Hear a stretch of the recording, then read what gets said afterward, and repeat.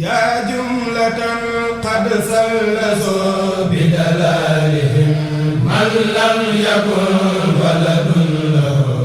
aw walidun yaa jumlatan qad sallasoo bidalalihim man lam yakun waladun lahu aw walidun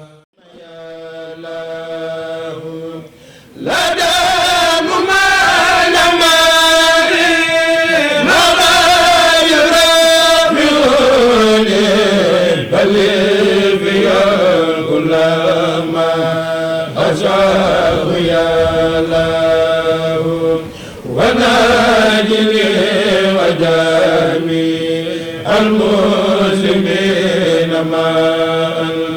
وناجي والداتي آمين يا الله واغفر لنا ولها وسم خائبانا وتوب بنا وبها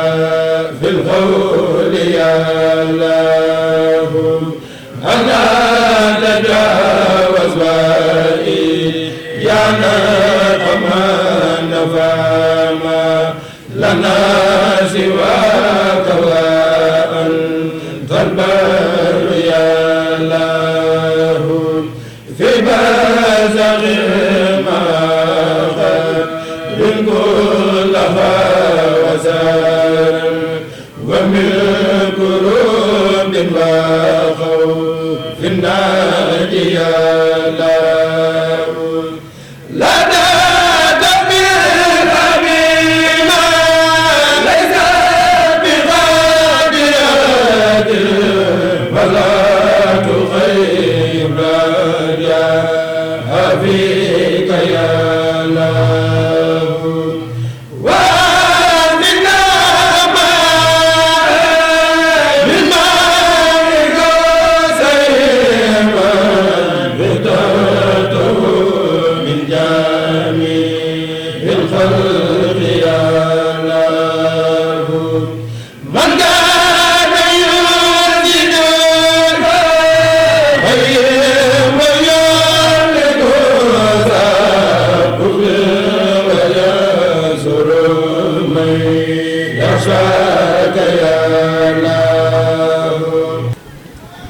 أعوذ بالله من الشيطان الرجيم وإني أعيذها بك وذريتها من الشيطان الرجيم ربي أعوذ بك من همزات الشياطين وأعوذ بك ربي أن يحضرني السلام عليكم ورحمة الله mbokki taalibe yi ñi ngi leen di nuyu ci nuyu bu sell boobu di dog ngànt rek ci kàddu yi nga xam ne bëgg nañ ko jotale ci kanamu kilifa yi wax dëgg yàlla jàpp nañ ne suñu jëm bopp yi diirub bi ñu tàbbee ci liggéey bi dañoo féetewoo doon ay bayfaal doon bayfaalu mbooloo mi te it fu lu mës di nekk dañoo jàppewoon suñu bopp ay ambassadeur yu Jokkoo Nuuru Daarayni kon nag ñi ngi leen di sant bu baax ci mën nañ ne ndimbal gi nga xam ne am nañ ko tey ngir maanaam weccee lenn rek ci lu ñu jàpp ci ndimbal gi nga xam ne am nañ ko ci ndimbalu sëriñ bi muy li nga xam ne moom la ñuy yëngatu xëy na dinañ ci dikkaat muy entrepreneuriat xëy na ñu ëpp ci mbooloo mi mën nañ ne am na xam-xam bu bari buñ ci am boo xam ne xëy na sax suñu jëm yi xeebu yi mën nañ ne dañuy tàmbali waxtaan bi rek waaye xëy na du ñàkk ñoom sëñ Ousmane ak yeneen kilifa yi sëñ Modou Kara bu ñu jëlee daanaka dinañ ñu mën a dolli dañuy wax ne rek liggéey bii di liggéey Nuuru Daarayni muy jokkoo bi yàlla dafa def suñ jëm bopp yi fii lañ fere iji ci daara ji ndax amaana biñ ciy toll suñuy waajur defoon nañuy jéego ngir ñu mën a jàng alxuraan waaye dëgg nag sunu diine suñuy farata ak suñuy sunna ci daara ji lañ ko xamee ñu koy sant mbooloo mi bu baax ndax buñ fàttalikoo rek dama koy faral di fàttali di ko ndamoo di wax ne bés bi nga xam ne tàbbi nañ ci liggéey bi ba sëñ Bassirou Fall ma koy wooyee sëñ Bassirou Fall alxuraan nekkoon président commission culturelle suñu ijji ci madal xabiru la ko dëgërale ñu daal di tàmbali daal di jaar fi commission culturelle daal di jaarale membre yi muy nga jël kunkaati man aleyka yaa muxtaar jawaabu soxna Penda Diop dale ko noonu ba dal tasawu sixaar ba foo yem yaa fa yemale sa bopp loolee képp kuñ ci mës a jaarale daa nga farlu ci xam-xam di ko dundal waaye di ko yaatal ba di ko yaatal ci koñ yi nga xam ne nekkoon nañ ci ba waral na mbooleem membre yi nga xam ne dañoo génne woon ci daara ji tey jii boo demee seeni koñ wala gox ya ñu nekk tey ñu ngi fay dundal liggéey bi kon nag loolee jar na saa su ne balaa bu ñu amee occasion yu mel ni ñu sant ko liggéey bi sant ko nag du doy dañuy maanaam dañ koy jëfe bokk na ci lii tey ñu fas yéene def jàpp ne lenn la rek ci loo xam ne war nañ koo dellu lu njukkal daara ji ndax li ñu bëgg a waxtaane doon lu am solo loo xam ne jot na nag ñu xalaat te yaakaar naa ne sëñ Amadou ni mu ko waxee thème bi noonu la tëddee mooy naka lañ mën a xalaate jaaree ko ci entrepreneuriat ba liggéey bii ñu sëriñ bi boole ñu fexe xool ay yoon ak ay pexe tubaab di ko wooyee stratégie ngir xool fan la ñuy jaar ba sunu ñi nga xam ne dañ leen a teg sunu kanam ñu doon suñuy royukaay ci liggéey bi bu ñu limee Hizbut Tarqiyyah de manière générale wala yeneeni mbooloo yoo xam ne tey gis nañu cant gi leen sëriñ bi cant nga xam ne loolu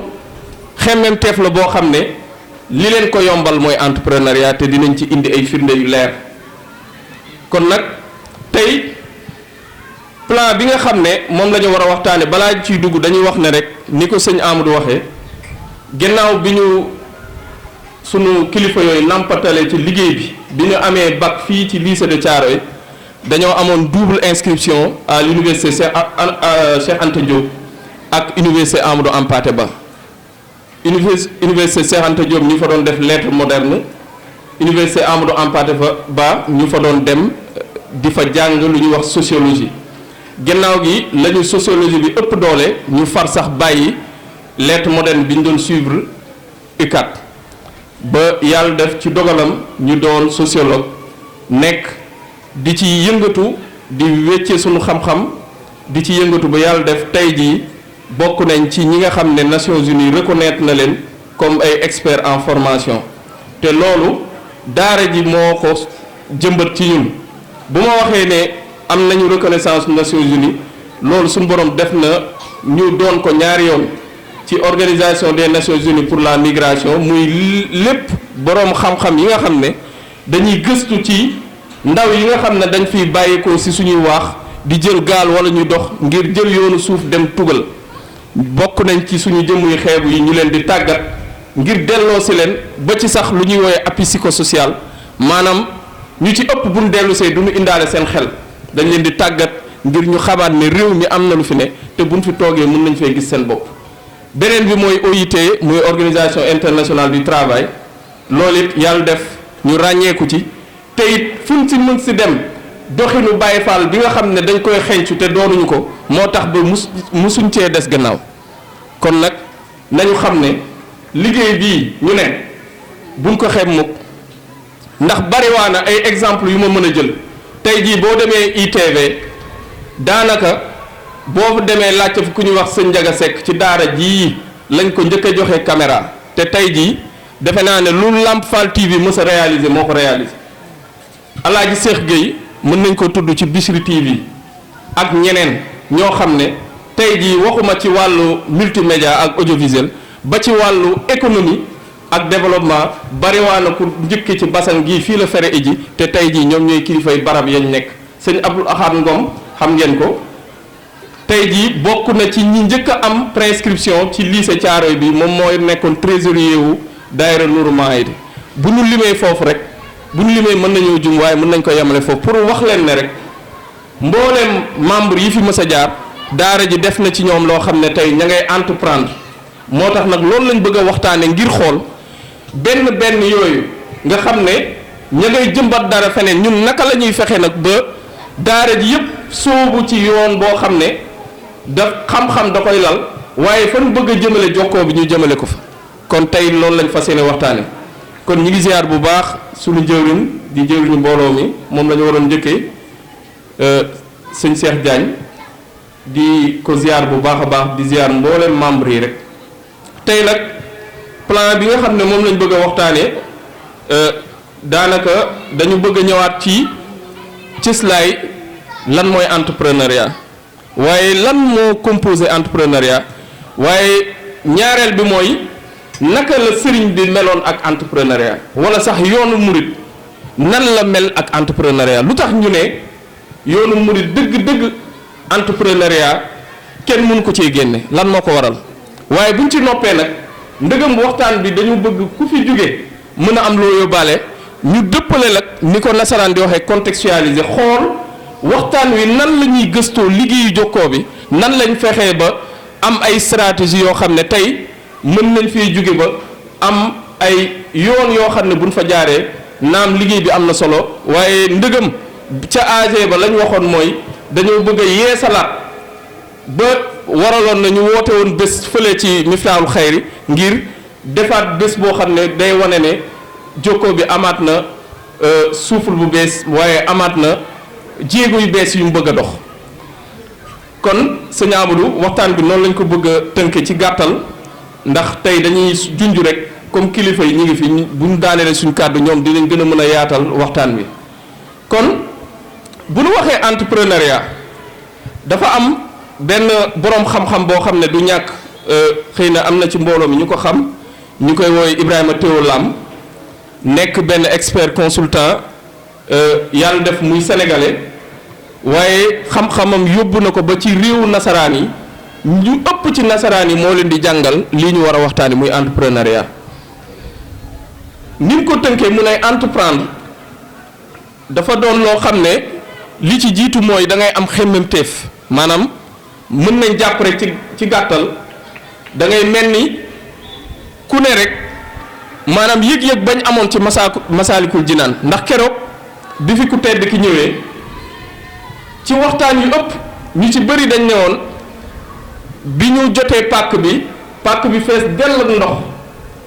am ay gàllankoor am lu bari ci ndox ñu ne waa jumaa ju mel ni nañ ko mën a tabaxe ci kaw ndox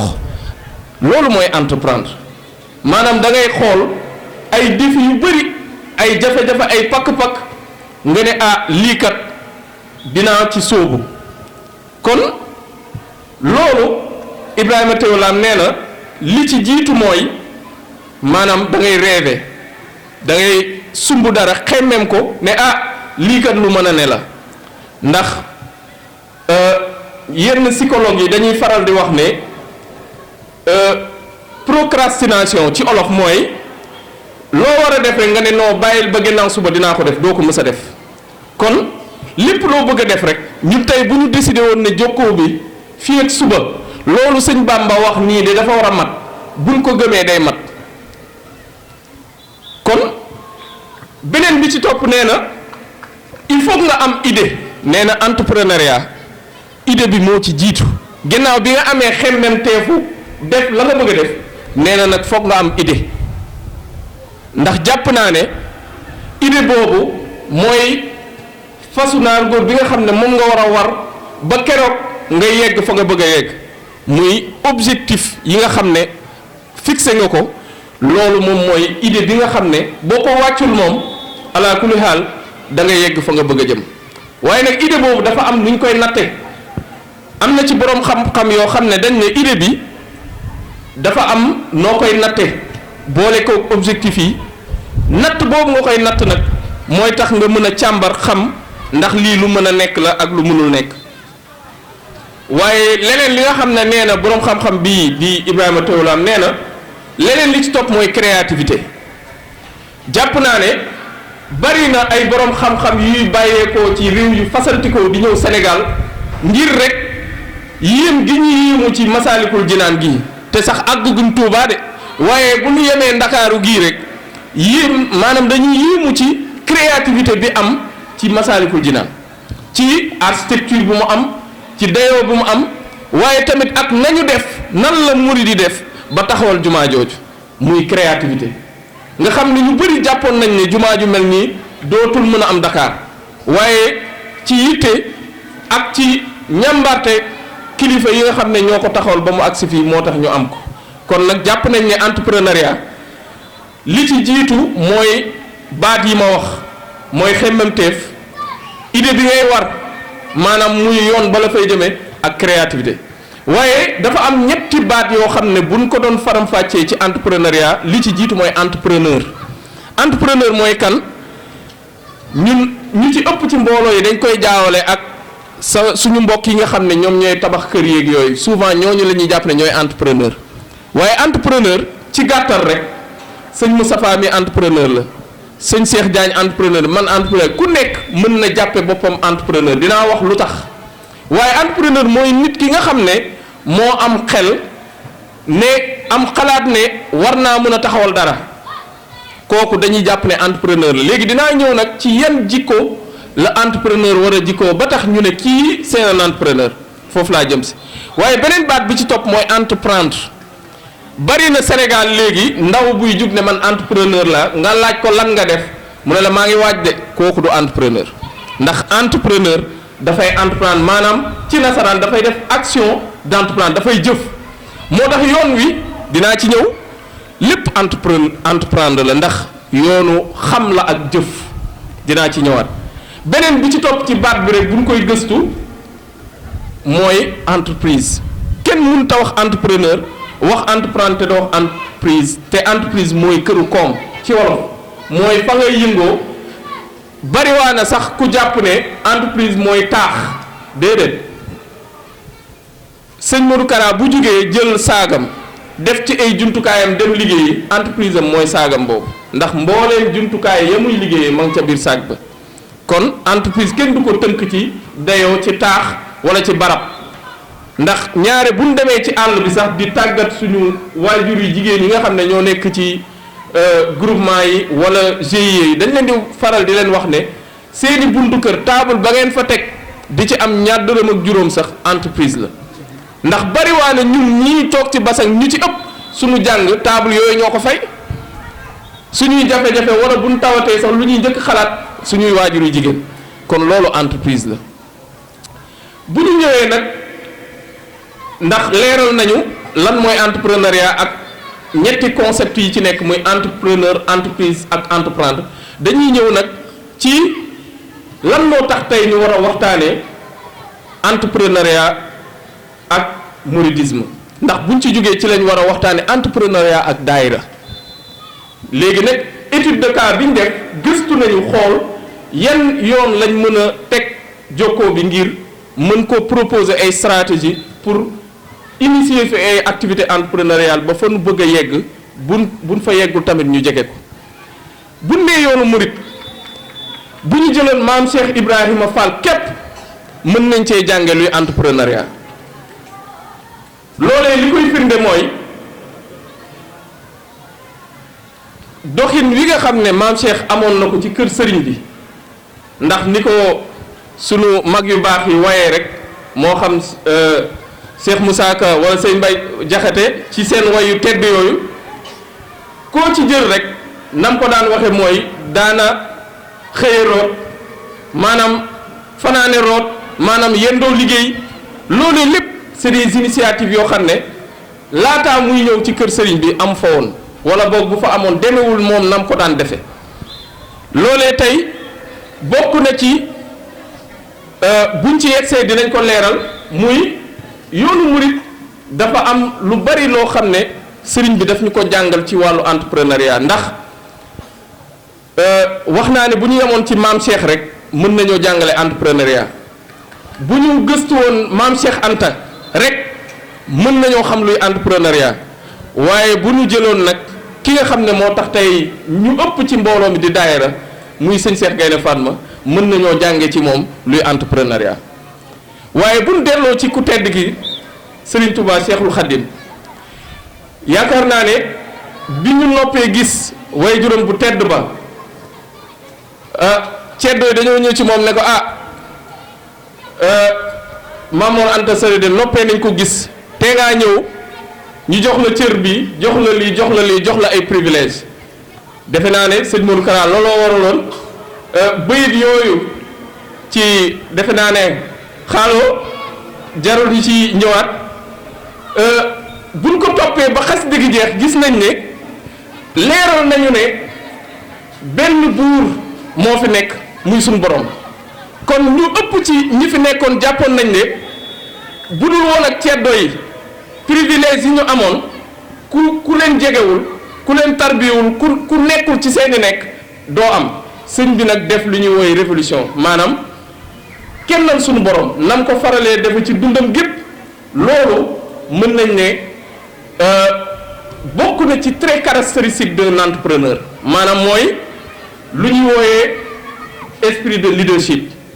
dafa ñëw bàyyi lépp luy privilège ñun ñi tey booy xool ñun ñëpp ñi ciy fayeeku salaire bu ñu xëyee na la bàyyil salaire bi doo ko nangu mën nañ ko méngale ci loolu jamono boobu bi fi waajuram biñ ko noppee gis nga xam ne lépp lu doon privilège amoon na waaye da ko won gannaaw dëgmal suñu borom kon foofu rek wan nañu ne autonomie mooy entrepreneuriat waaye gannaaw gi booy xool li nga xam ne Yonent bi sallallahu alayhi wasallam jox na ko ndigal ne ko nag wooteel ci lan la ko lalu ko ci jàngale de waaye da ko ne yaral say ñoñ ci ay teggin ndax jëf googu nga xam ne daan nañ ko jëf moomee loolu moo leen mën a àggale fa seen borom nga xam ne bari na ay xisse yuñ ci mën a nettali ngir wane ne rek sëñ bi ci boppam moom mooy entrepreneur bu mag bi firnde yiñ ci mën a am mooy ni mu def ba sañ ta sa bay daanaka day tàmbali mbindum kaamil bi ak fu muy yóote sëñ Modou Moustapha lam ko bayal ñooy ànd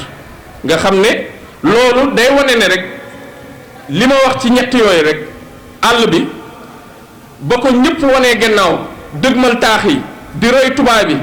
sol ay pattes d'éléphant ñoom dañoo des ca àll ba sax ci daara ya yor alluwa di jàngal ndongo yi waaye nag ñàng moom la ko laloon mooy jàng alxuraan ak xasida ak xam seeni faratay jëmm ba keroog buñ leen noppee gis ñi fi desoon mën a woyal liggéey bi kon jàpp nañ ne yoonu murit ak entrepreneuriat dañoo ànd exemple yi nga xam ne mën nañ ko jël rek balaa ñoo dugg nag dëgg nag ci thème biñ ñu jox ndax dañ doon def li ñuy wooyee ci anglais brainstorming mooy fexe ba xool lan moo waral ñu war a mën a waxtaane entrepreneuriat tey ndax bu ñu jëlee wax naa ko ci tàmbali waxtaan bi bu ñu nee yoonu murit entrepreneuriat moo ko lal bari na ndax entrepreneuriat dafa bari ay pàcc am na lu ñuy wax entrepreneuriat culturel yaakaar naa ne bi ñu gisee yoon bi nga xam ne ñu ëpp ci ñi fi nekkoon di dundal diine lan daan roy mooy naar yi lañ daan roy ci waxin ci colin ak ci njàngin waaye booy xool jéego yi nga xam ne moom la yoon bi njëkk a def mooy fexe ba décomplexer nit ñi xamal leen ne der bu weex lu mu mën a am der bu ñuul mën na ko am te yaakaar naa ne loolu sëriñ bi wax nañ ne bokk na ci entrepreneuriat culturel lim njëkk a def mooy colin muy turki njaareem gannaaw gi sax la sëñ Abdoulaat ñëw moom it ne ñawal leen ma yëre bu amul kanam ak gannaaw gi la sama classe gi def ci ay poos ak yeneen xeet yi ci ñëwaat yépp nga xam ne loolu révolution la rek ci wàllu culture beneen bi ci topp mooy wàllu économie xool leen rek mbooleem kilifa yi fi nekkoon tubaab bi nootoon leen ci wàllu xaalis ba tax na am na ci ñoo xam ne sax takkal nañ leen i garaat ci loolu waaye yoonu murid mës sa soxlawoo dara ci ceddo wala ci nasaraan jëme ko ci wàllu xaalis ndax loolu moo waraloon sax ki fi nekkaloon tubaab bi jamono bi nga xam ne dañuy defar jumaa ji lu mu wax sëñ Modou Moustapha dafay am loo xam ne dama la koy exiger da nga koy warlul taalibe yi kon loolu yëpp ay contrainte la pour xool est-ce que ñii fan laa leen di mën a jaarale ba financer lii defar jumaa ji nga xam ne ëllëg ñoom dañuy am lu ñuy réclamer ci jumaa ji waaye seen benn dërëm musta dugg ci jumaa ji ca ba ñuy toxal xeer yi di ko indi fa Touba di defar raay beeg lépp seen dërëm mus cee dugg mboolem lu warlu woon ak taalibe yi sëñ Modou Moustapha ak sëñ Fallou daan nañ ko ak maam Cheikh Ibrahima Fall daan nañ ko mataleel taalibe yi nga xam ne ñoo doon taxawal jumaa ji nga xam ne bu ñu jëlee ci entrepreneuriat culturel waxuma yére yi suñu colin waaye même suñuy dàll muy dàll yi nga xam ne ci jamono sëriñ bi ay karbat la daan doon sax dafa amoon magum murit yoo xam ne sëñ bi da leen ko sasoon ca njaareem waxuma dàll ya waaye mbalaan mi nga xam ne rek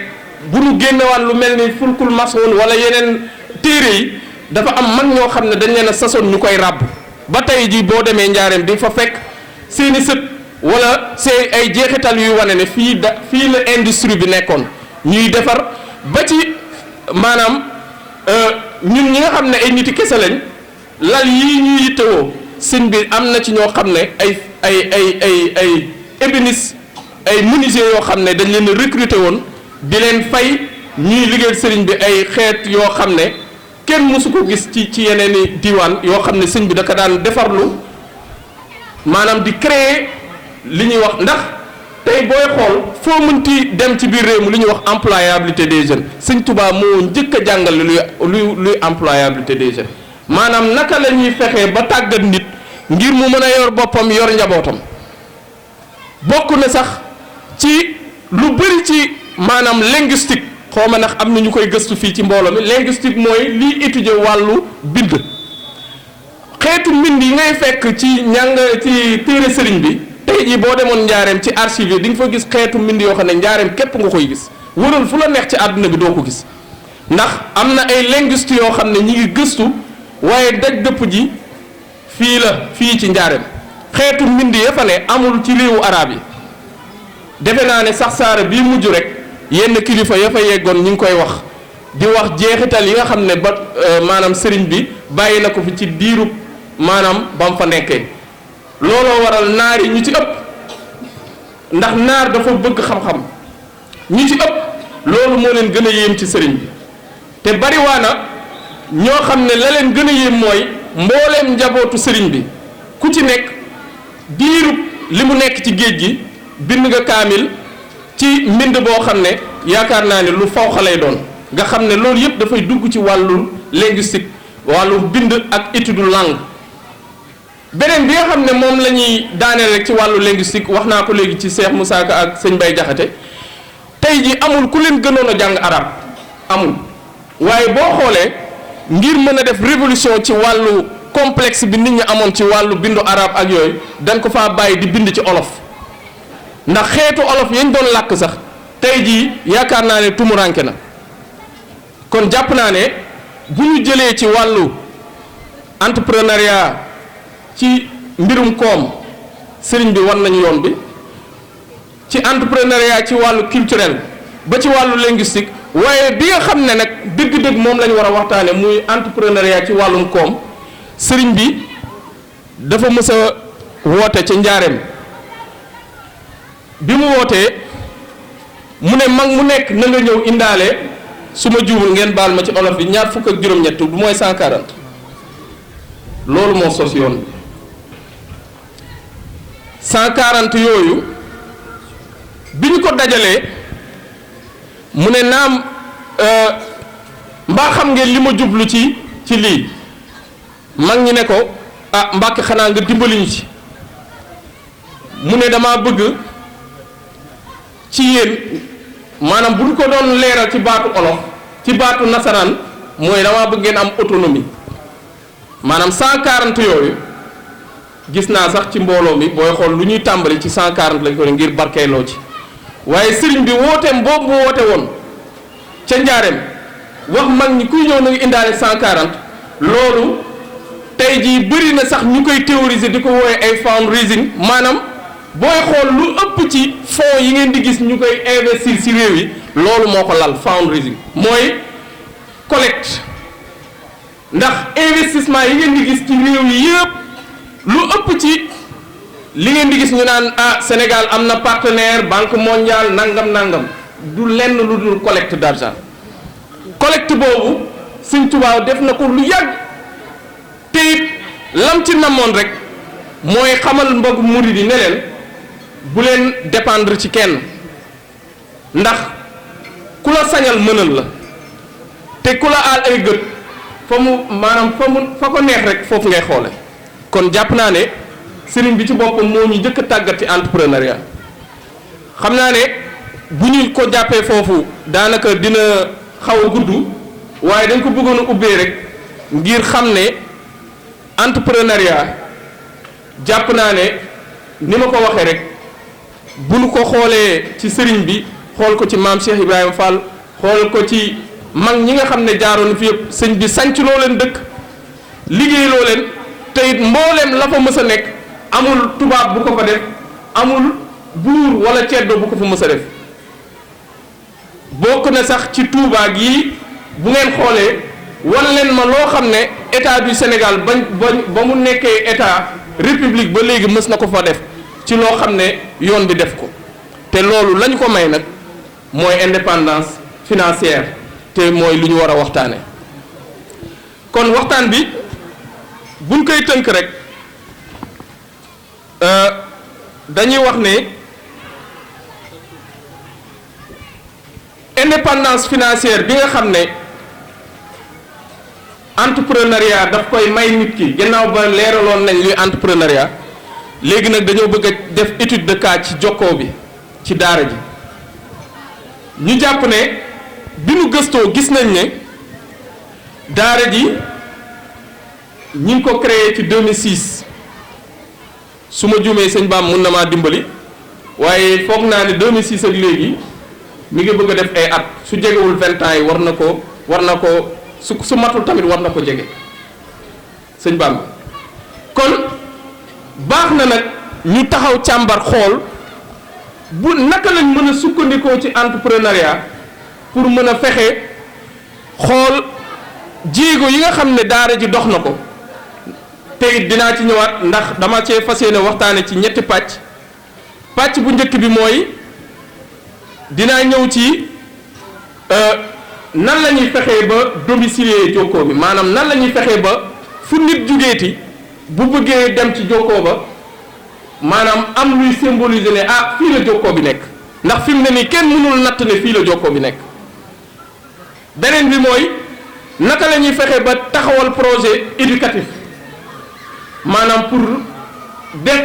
fexe ba jokkoo bi nekk lu pérenne maanaam ñu pérenniser jokkoo bi ñetteel bi mooy naka la ñuy fexe ba taxawal projet boo xam ne moom la ñuy wooyee projet génération maanaam projet de génération boo xam ne ku fi munti jaar rek di nga fi fekk ay activités génératrices de richesse ba nga xam ne lépp loo xam ne ñu ngi koy séntu danañ ko mën a réaliser bi ci jiitu mooy ci sunu xalaat bu gàtt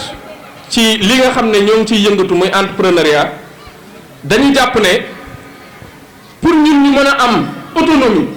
maanaam pour jokkoo bi mën a am autonomie li ci jiitu mooy dañoo war a am siège xaaral ma baamtuwaat ko ma ni pour ñu mën a am autonomie bi ñu bëgg bu dee dañoo bëgg dem maanaam bu dee la ne suñu kanam jàpp nañ ne mbooleem luñ fi mënti nësër sëñ Cheikh bi bay teewlu lu ñu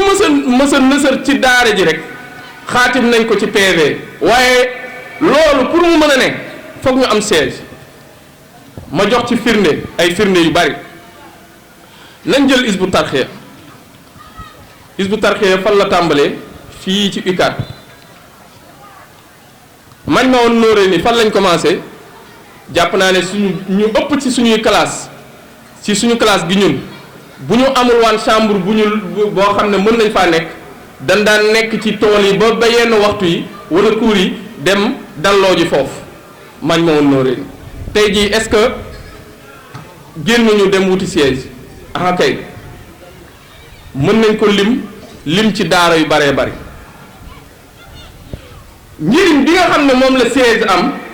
mooy daf ñuy may autonomie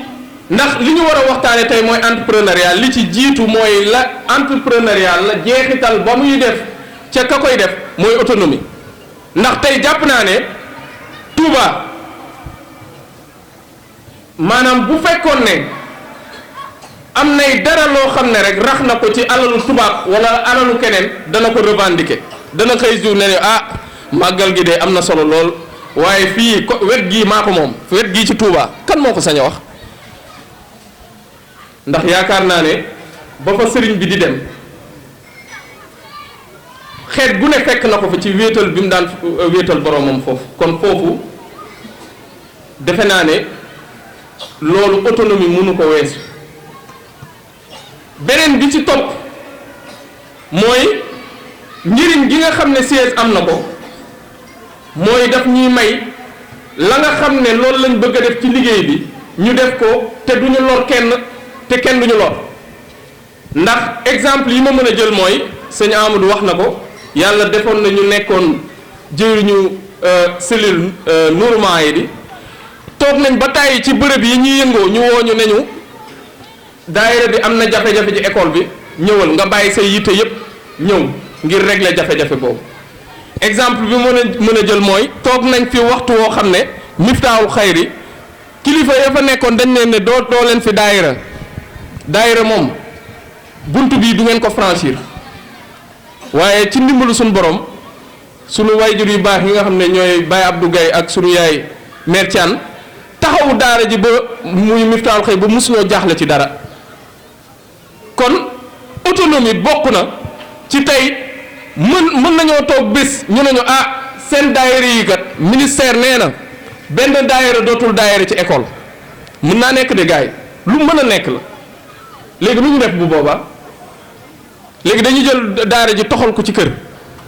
bu yàggee waa kër gi dañu sëñ bi kat yiw yi bari na lool xéewal yi bari na lool waaye nag il faut ngeen xool nu ñu ko gën a yaatale waa ci teggin daal kon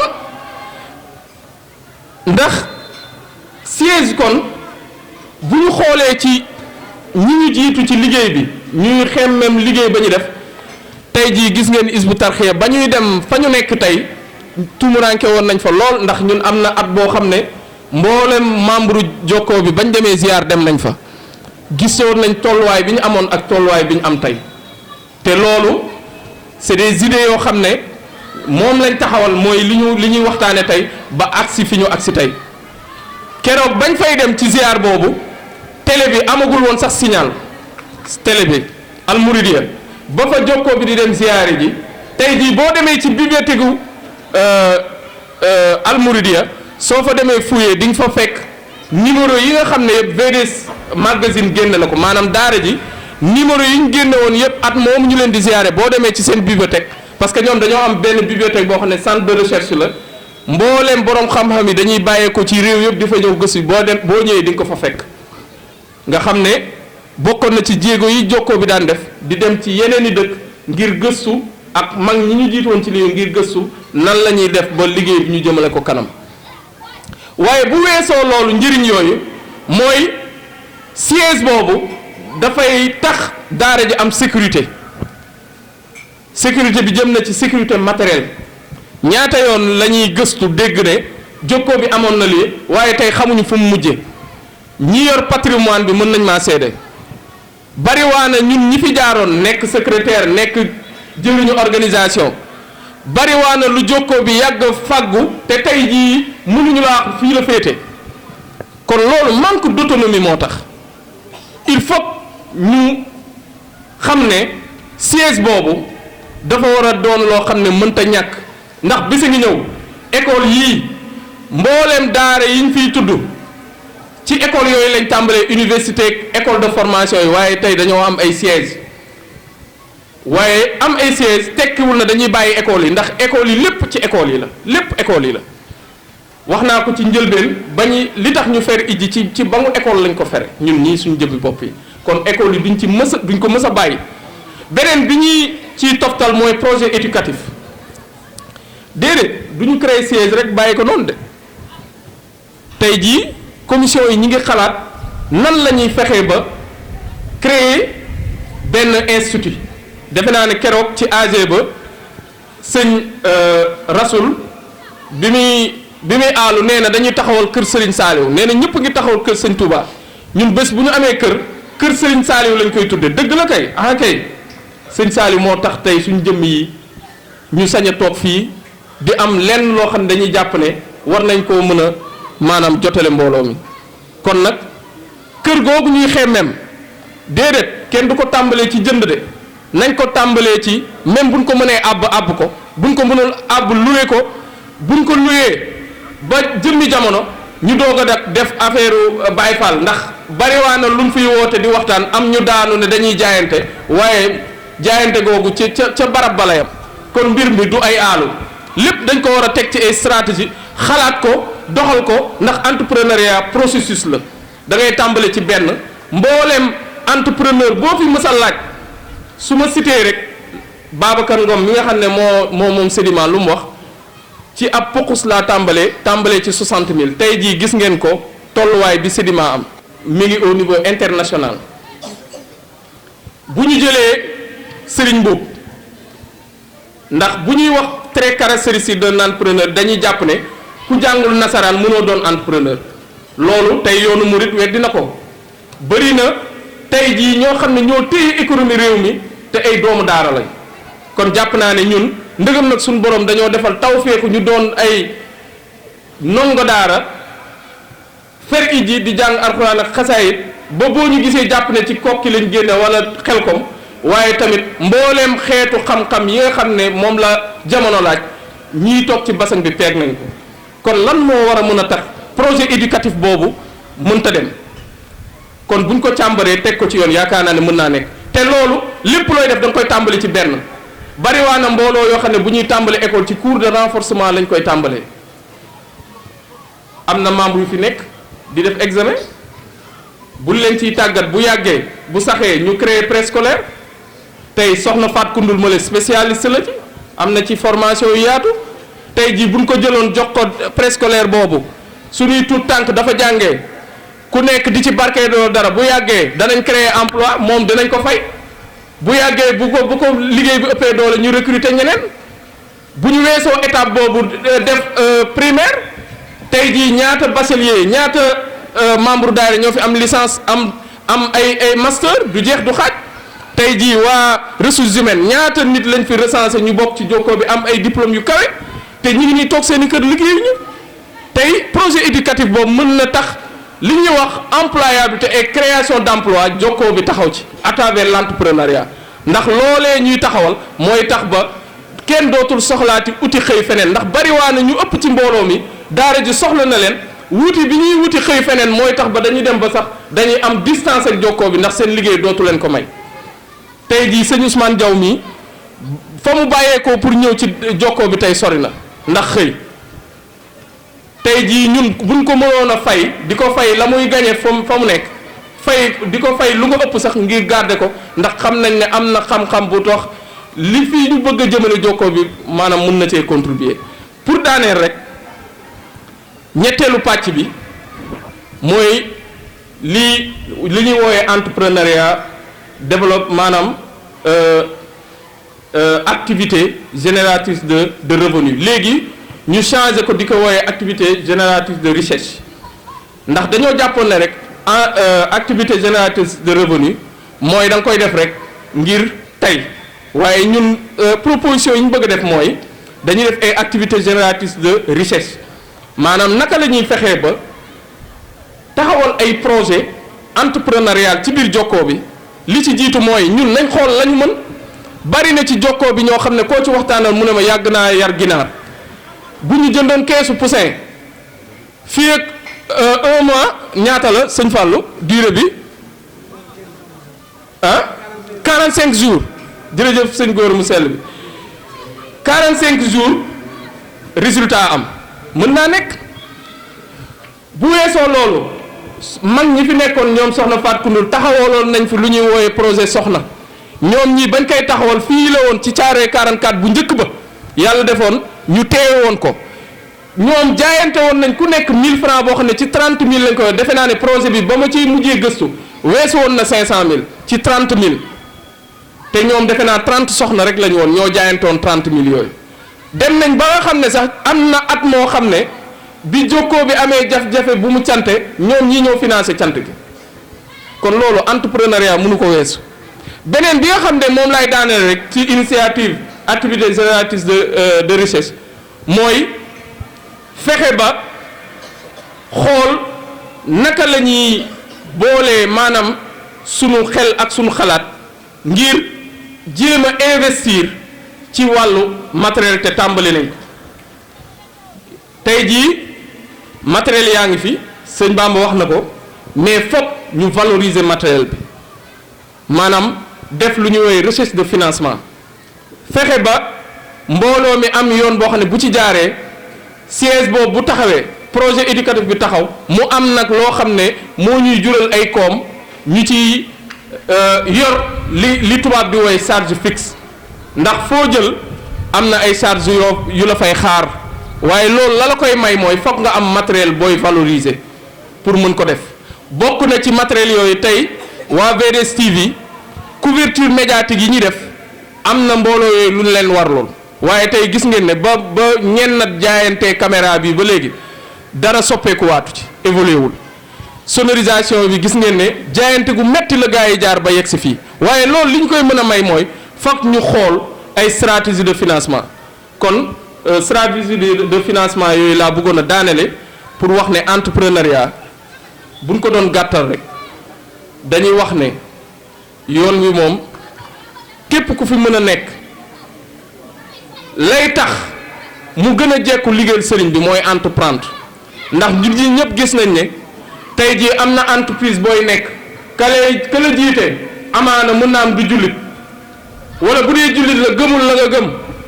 amaana sax am na nu muy demee exemple laay jël sëñ Bamba xam na li ma wax bari waa na murit bu dem entretien sol bàyyi laat waxuma la avant moo dugg ci caméra de surveillance yi lañ koy xoolee ne kii il est disqualifié borom yére yi duñu liggéey fii bari waa na waxuma sax ci exemple yooyu tey booy xool lan moo tax murit yi bari wuñu woon fonction publique bu njëkk ba murit daawul liggéey fonction publique ma wax leen ko tey jii gëstu leen ko xam ngeen lu tax ndax dañoo jàppoon ne murit yi amuñu xam-xam dañoo jàppoon ne murit yi duñu liggéey dañoo jàppoon ne murit yi dañoo bëri temps waaye te defe naa ne loolu tout tànk yi mujjee dem ci concours récital Coran bi nga xam ne moo amoon fii ci xawma méridien la wala fan la woon wala ba am ca bitim réew mbooleem luñ fa mënti def Touba la ñibbi ndax sëñ Touba kat mooy borom alxuraan lépp ci moom la ñibbi kon nag nañu jàpp ne ñun ñi dañoo war a am suñu yëfi bopp war nañoo yegg foo xam ne dootuñu soxlaay daray état ndax état ci boppam sax moo ñu soxla exemple bi ma ciy jël mooy ngir daaneel rek mooy waxtu bi grève bi taree lool ci bi ñuy doog a créer lycée bi proviseur ak censeur sëñ Saliou Fall mi fi nekkoon ndax jamono boobu 2003 booy xool bi ñu créer lycée bi sunu mag ñi nga xam ne ñoo ubbi woon lycée Thiaroye ñoom ñi ngi doon jànge seen Thiaroye 2 bañ fa jugee ñëw def si première si la lycée bi doog a nopp waaye moment boobu matériel amul woon ñi doon def S2 daaw ñu am fu ñu defee expérience grève bi tar lool ba proviseur ak censeur jaaxle keroog xam nga kañ lañ woo daara ji lañ woo ki fi nekkoon jëwriñ di sëñ Fallou Niang ak ñoom sëñ Bassirou Fall sëñ Ousseynou lañ woo ne leen yéen waa daayira bi kat gis nañ ne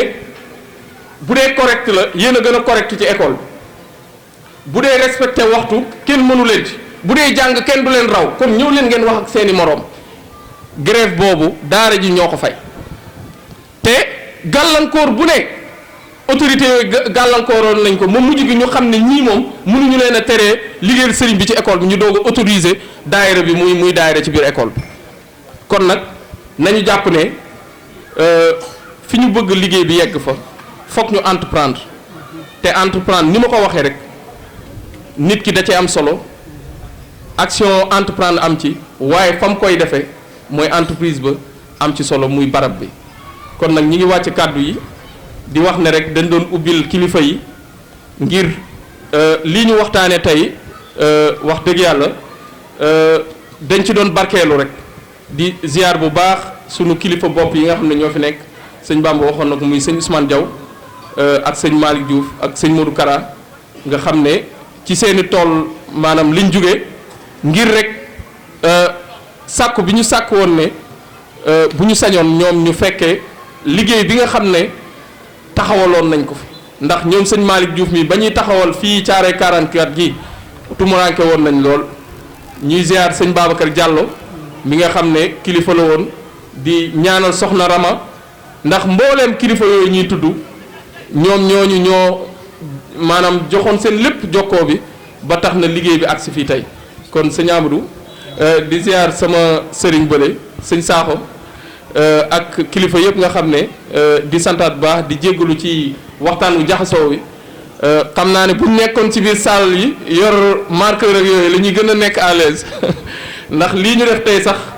ñun ay Baay Faal lañ baaxoo ñu di def xeet yu mel nii dañuy bëgg rek di féete ci gannaaw di joxe café di maanaam di nekk ci gannaaw mbooloo mi rek ci lépp lu ñu yittewoo ñu nekk ci daara ji nag sëñ Bamba yemalewu ñu kook dara fépp fu mu ñu soxla lépp lu mu bëgg ci ñun ndax ñun suñu lépp daara ji la waaw kon nag ñi ngi tubaat bu baax di jéggalu ci kàddu yi jaxasoo yi di santaan mbooloo mi baax ñoo ngi ziyaare ñëpp di baalu àq ñëpp jërë ngeen jëf yaa jumlatan qad sallaso bi dalalihim man lam yakun waladun lahu aw walidun yaa jumlatan qad sallaso